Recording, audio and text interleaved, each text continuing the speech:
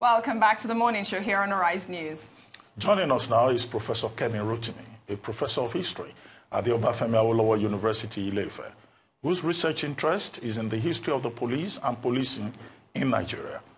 Professor Rotimi has established a research center on police studies named Kamsalem Center for the Study of Policing in Nigeria. Under the auspices of the center, he conducted a series of interactive forums themed approaches to the policing of a perplexed society.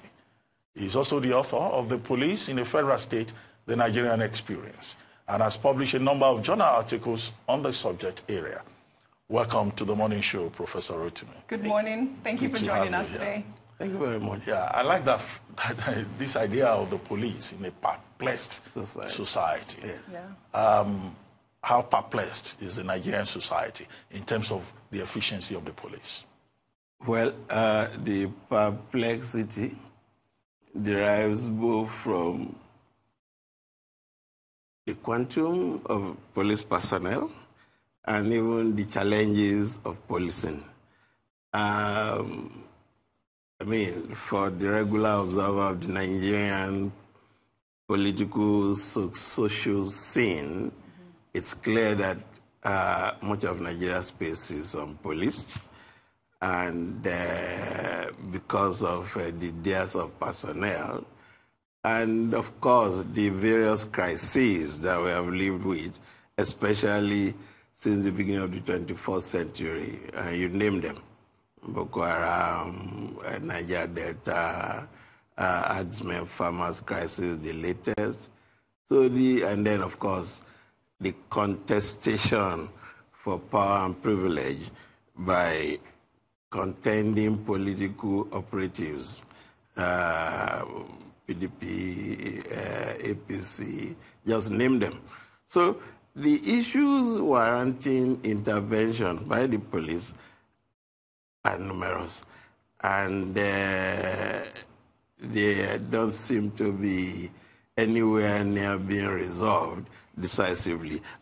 All of this now still not counting the regular issue of providing security for regular citizens, the challenge of armed robbery, carjacking, kidnapping, name them. So they are legion. Yeah, but when you say quantum of personnel, you are invariably saying that Nigeria is under-policed. Thoroughly. Right, but is it about the number or about the efficiency of the police itself? What is the quality of service, your assessment of the quality of service that the police as it is provides? The quality of service is unacceptable. It can be better, but my contention is that we have to start from the basics, the number. At best now, maybe we have 350,000 police personnel for the population that we have. Wow, that's way below what is acceptable. And now that we have this herdsmen farmers crisis and the challenges that they have thrown up, when you look at the locations where these things often take place, these are places that have never seen police personnel. And because many of them are not even accessible, you no longer have village police posts. And for those who do the striking, they will have struck, they will have disappeared, before you now use one police helicopter, and maybe only God knows how many they really have, hovering in the skies, looking for people who have since left the scene of incident. So the quality of service is low. It can be better. But it's about resourcing. And let's get it right. Policing can only improve when the political authorities, those who own the police, make up their mind what quality of service they need or desire. So yes, quality low could be better, but we have to start from improving on the number of personnel. Well, I don't know whether you've been following this campaign on social media, Reform Police NG. Yeah. Now, the main issue that those who are asking for a reform of the police are bringing up is that, look, what we have is not really a police force, a modern police force. What we have is a brutal, colonial, sadistic force of occupation that places more emphasis on the force in the name, in the title, rather than police in terms of its responsibility under Section 1 of the Police Act. What's your take? I hope you are not one of those who think that the nomenclature, if it is changed, will give us what we desire. The answer is no. I don't have a problem whether you call it Nigeria Police Force or you call it Nigeria Police Service or you call it Nigeria Police. But a bit of history is called for here. You see, when the British went out to govern in the territories, there are two philosophies of policing. One was for strangers to police strangers, and that's the one that undergirded the founding of what we have today as the Nigeria Police Force. The other one for likes to police likes is the one that undergirded the formation of the native authorities to local government police forces of the northern and western regions. The orientation of the Nigeria Police Force is, when you look at it, usually you talk about the police is for the protection of life and property, then the for law and order, then prevention of crime, but when crime may have been committed, the apprehension of the criminal and bringing the criminal to justice. But should be told, the orientation is for policing in third world countries about regime maintenance. And that orientation has not gone away. And because of the long years of military rule and the appropriation of police duties by our armed compatriots, those things led to two things. One, poor personnel. Two, under-resourcing in terms of equipment. And then the modernization that should have come, if military had not intervened, I guess we would have made more progress. But by appropriating police duties, it meant also not giving them enough funds and personnel to do the work, and even equipment. And that's what we are still living with. And that brief period that we have between 79 and 83 made a little difference under Deus's leadership. But you then recall what happened by the time the military came again. Incidentally, with the president now, as the military head of state, that rolled back whatever gains the police might have made on the path to reforming and reorganizing itself. And then back to where we are now. And any attempt now to even improve on the situation has been negated by the formation of an organization like the NSCDC, for instance, by President Obasanjo. But all that thing has led to is that it has further reduced even recruitment into the police force. I don't want to dwell too much, go too much into the implication of that, but part of it is that even in terms of thinking about progress, it has not been possible. Because when you look at the rapidity of change in the leadership, one NSCDC Director General Boluring outlasted 6 Inspectors General of Police. Now, under that kind of situation, there's no reform program that the leadership can put in place that the IG can watch grow. Because on the average between 1999 and 2018, well, about, call it maybe 1.5, 2 years at the maximum. And now that we have leadership in the police force permanently now squabbling with the Police Service Commission, what can anybody do? There are challenges. But you see, I'd like you to do a quick assessment of the police leadership. Not just the Inspector General of Police, but even maybe at other levels. Because people complain that the police just behave like they are an extension of political parties, particularly the ruling political party. And the present IGP has been accused of taking his eyes off the ball and behaving more like a card-carrying member of the ruling APC. Now, let's get something right.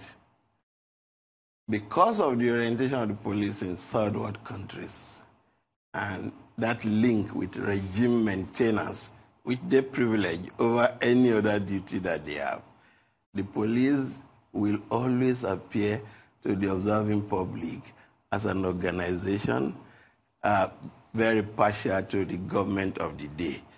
And I want to be fair to them to say that, yes, there's a sense in which that is correct, and they really don't even have much choice in the matter of supporting the government of the day.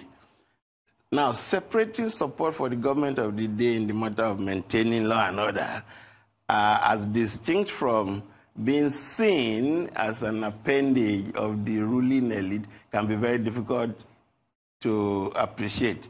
But that is the picture that is presented. It is not so much of a desire by the leadership to be an arm of the ruling elite, but it is because the police are by orientation set up to support the government of the day. And that's why if you are in the opposition for now, you shouldn't be too despondent, because if you make it to power tomorrow, they will give you the same service. What will you recommend to make sure that the police serves the interests of Nigerians rather than the interests of the persons in power? There are people who have recommended that we need to decentralize the police, we need to restructure it, and some people, in fact, this is not even about just some people. The last major political conference we had recommended idea, no doubt about that. But what many do not appreciate, and it is not, there's no novelty about it, you know, because the NA local government police that were the object of my study. Native Authority Police. Yes, Native Authority Police, the defunct Native Authority Police and the local government police in the western region already showed that, yes, at some point in the history of Nigeria, we had a multiplicity of police organizations controlled by governments. But even at that time, the Native Authority and local government police forces were operated at the lowest level of government, the local government level. As a matter of fact, so now that this thing about restructuring, especially in the matter of policing, is clamoring for state police, there's no novelty about it. The main challenge, and you know this because you're a lawyer, or part-time lawyer, full-time journalist, it's about the Nigerian Constitution. That section that says there shall be only one police force, we will need to amend it. And unfortunately, since 1999, we have not had a National Assembly which can help that process. Because, as I've said at some other forums, it's only in this part of the world that you have a National Assembly that wants to do a holistic review of the entirety of the document. Your familiarity with American history shows that the various amendments in the American Constitution were effected because of issues. So if since 1999 we've been busy with a review of sections on the basis of issues, maybe we'll have got there. Yes, state police is desirable. The road to it is long, but can be made short if the National Assembly will do right by us. What would you recommend for the amendment on the Constitution? It's simple. Yes. When the next Senate, as the next National Assembly convenes, if they will stop this habit of reviewing 1,001 sections and take issues, specific issues, the issue of policing could be one. Ike Kuremadu has been very much in on this. That could be built upon. But for as long as you lump so many issues together, it will be difficult. And once that thing is not amended, you can have state police. Okay, what do you make of the policing going on right now with the electoral process? How do you think that they have performed so far? And what do you think so far so good? Yeah? So far so good. The police will always be in the middle of the contending parties. That is, those who are already in government and those who are seeking to get in there. And it's a phenomenon of one man's policeman is another man's thug, uniformed thug. When you are in the opposition, the police will look to you like appendages of the ruling elite, and then you see them, call them all kinds of names. But by the time you cross over, they'll be defenders of law and order. Is it possible for us to have a neutral, independent police? You seem to take it as given that the police must support the regime. Yeah. We cannot have an independent, neutral police for a simple reason. The police will never come into being of their own accord. Ruben Abati and Kemi Rotimi cannot just wake up because they desire it and set up a group of human beings and call them police. The police will always be a part of state apparatus. It is not, even in pre-colonial times, in the palaces of kings, that's why you have the MSA, the Lari, the Dogari. These are the police. So the police in any centralized state system will always be a development arising from what those who hold political power desire. So partiality or impartiality is qualitative of the conscience, or what the rules will be respected.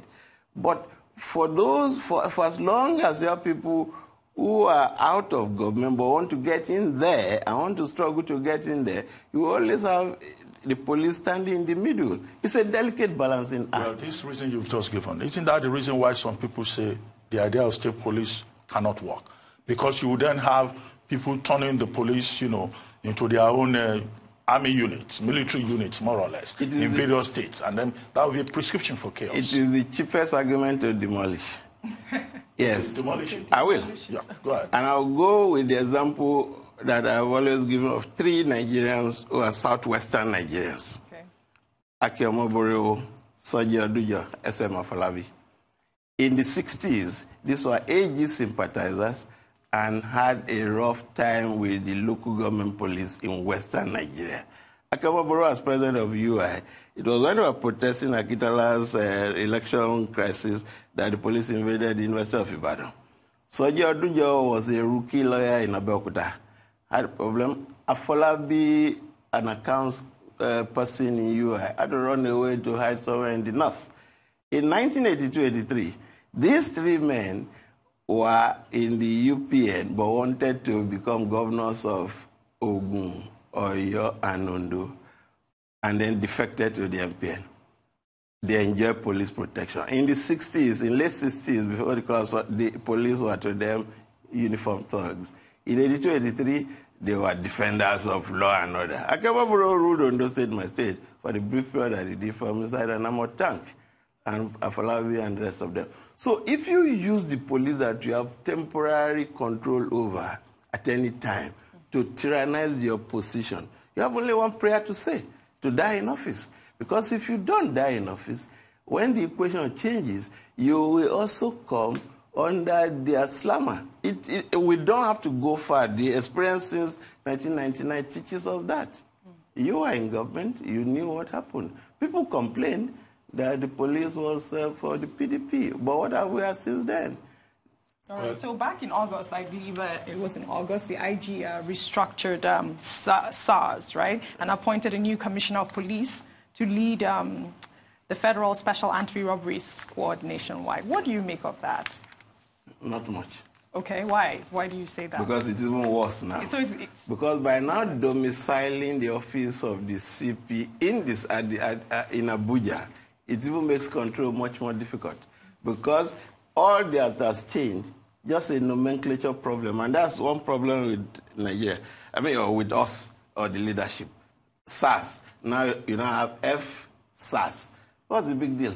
Well, you now have the CP in Abuja. So the local police commissioner in Lagos, in Osun, in Ondo, in Zamfara, can't even talk to the SARS operatives because my boss waiting for order from the boss in Abuja. That's not. But what does waiting for the order? Isn't it just a phone call? Well, that phone call, how many phone lines? And then when he may have taken the order, will he reflect it appropriately? Because the CP SARS in Abuja even sees himself now as a supra CP. Yes. As if he's higher than the CPs in the States. In the States, yeah. The best way to domicile, anything about SARS. SARS was not about it was about going beyond their brief.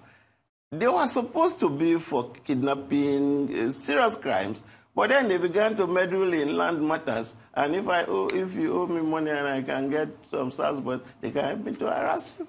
So it's about the excesses. And as I've always said, let's get something right. There are 2 things you cannot legislate for. You can't legislate for conscience, and you can't legislate for integrity. But you can punish erring members of SARS when they are caught. But now keep making the centralizing it. Over-centralization is already the challenge we have. Because one reason the police have this problem, you have an IG who is in Abuja, and I've been in the office of one IG on a day that he was taking 10 phone calls.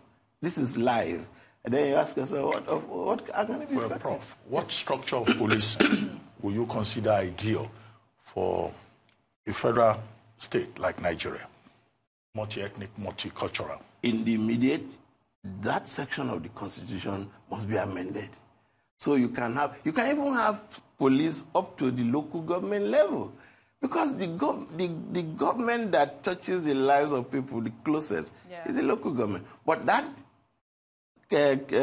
structure of governance haven't been thoroughly messed up. Thoroughly. But the former Inspector Generals of Police, they've talked about community policing.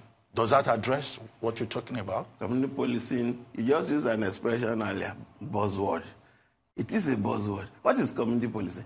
The Nigeria police force cannot do community policing. And I'm on terra firma here because when you look at even staff deployment, within this zone now where your station is located, wherever the DPO station is, if you check from January to now, they probably have had about 6 or 7 DPOs. What program of community policing can any local station person institute when, upon arrival, within a month, it could be posted to 10 places? Well, Prof, before you go, I mean, you are a professor of history, and it would not be fair not to ask you this question. The teaching of history in our education system. Now, at a time, the teaching of history was banned. After a lot of uproar, it was brought back as an optional subject. Why should the teaching of history be important? And do you really think that we're still really teaching history in any form in this country? Because even many of the departments of history in the universities are no longer called departments of history per se. They are now Department of History and International Relations, Department of History and Diplomatic Studies. What exactly is going on? What is going on is that, let's start with the nomenclature. I happen to belong in the 2 conservative ones, Ibadan and Ife. We have simply refused because what's in the name? But that thing came about when history having been killed at the secondary school level. Teachers of history were becoming an endangered species, and they wanted to continue to be in gainful employment. So by adding, and so many of these students came into the university because of challenges with mathematics. They cannot go into the pure social sciences. They still had to come to us. But we then, because we needed students, allow them to combine history with stuff like international relations. So for some departments, then decided, instead of allowing your students to stray away, why don't you put the thing together? History and strategic studies. What is strategy? What is the strategic studies? It's diplomatic studies. Political science, international relations, these are modern-day histories. I mean, history on the go, just like journalism. So, but at the end of the day, that foundation that history provides is what we lack. Even in this matter of policing, the poor knowledge of Nigeria's history, extending even to our policing, that's what I take away from my seminars in between March and May. Many people just don't know many of these things. You're talking about the police and the challenge of efficiency. It's about the history of how that institution was systematically destroyed by our armed compatriots from 1966 to now. And unfortunately, the 2 presidents we have had who are likely to do 8 years happen to have been from the military. One of them actively even participated in dealing with the police. I mean, by the time he got to power in 1983. So history, the restoration of history to the secondary school syllabus that will go down to primary is a welcome development. When it was first removed, it was something that was shocking. But then, that's what governance is about. Even take wrong decisions and go by the wrong decisions. I was involved in this business of restoring it when we started on the platform of the HSN 1999, 2000, 2001 to 3 to craft a syllabus. Thank God, the current leadership of the HSN have pushed it, and now we're back. So yeah, but it's still optional, is it not? No, it will always be optional, because when you and I went to secondary school, the challenge with remembering names and dates, that was the reason many people didn't subscribe to history. Yeah. And the likes of us who are in it are like extraordinary human beings. But nobody says you must remember all of the names and all of the dates. But those are the two things driving students away. Yeah. It will take time for the thing to sink again, because it's just being reintroduced. But with time, because in fairness, it will be like any subject, it will be done up to Form 3. I mean, GSS 3. From SS1. Thank you very much, Professor Rotimi, for coming to the morning show. Yes, and teaching us the importance of history. Well, be my guest. Thank you so much. Whenever you're in. Thank you very much. Thank you. Thank you. It's time now for a short break. When we come back, Nigerian-American philanthropist and entrepreneur, just stay with us, Modupe Ozoluwa will be joining us in the studios. Don't go away.